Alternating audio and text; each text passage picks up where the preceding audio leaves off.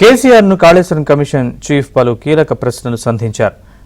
ఆనకట్టల నిర్మాణానికి ఎవరు నిర్ణయం తీసుకున్నారని కమిషన్ ప్రశ్నించింది.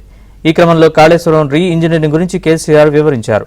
ఆనకట్టల నిర్మాణానికి కేబినెట్ ఆమోదం ఉందా అని కమిషన్ ప్రశ్నించింది. కేబినెట్ ప్రభుత్వ ఆమోదంతోనే ఆనకట్టల నిర్మాణం జరిగిందని కేసీఆర్ బదులిచ్చారు. వ్యాప్కో సిఫార్సుల ప్రకారమే నిర్మాణం జరిగిందని, అన్ని అనుమతులు తీసుకున్నట్లు తెలిపారు. కాళేశ్వరం ప్రాజెక్టుపై అన్ని అంశాలతో ఉన్న పుస్తకాన్ని కమిషన్కు అందజేశారు.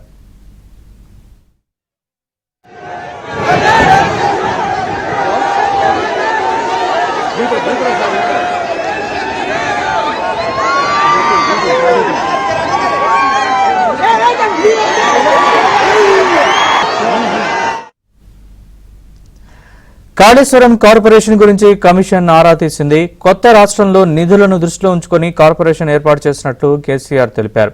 ప్రాజెక్టు వేగంగా పూర్తి చేసేందుకే ఈ నిర్ణయం తీసుకున్నట్లు వివరించారు. బ్యారేజీల్లో నీటి నిల్వ గురించి కేసీఆర్ ను కమిషన్ అడిగింది.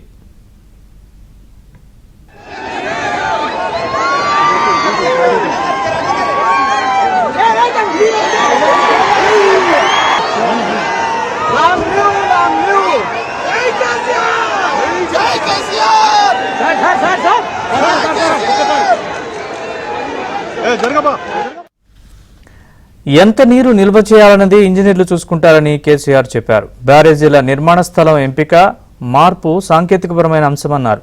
నీటి లభ్యతను దృష్టిలో ఉంచుకొని కాళేశ్వరం ప్రాజెక్టు చేపట్టినట్లు తెలిపారు. జీవో నెంబర్ 45ను ఆపరేషన్స్ అండ్ మెయింటెనెన్స్ బుక్ ను కమిషన్ కు అందజేశారు.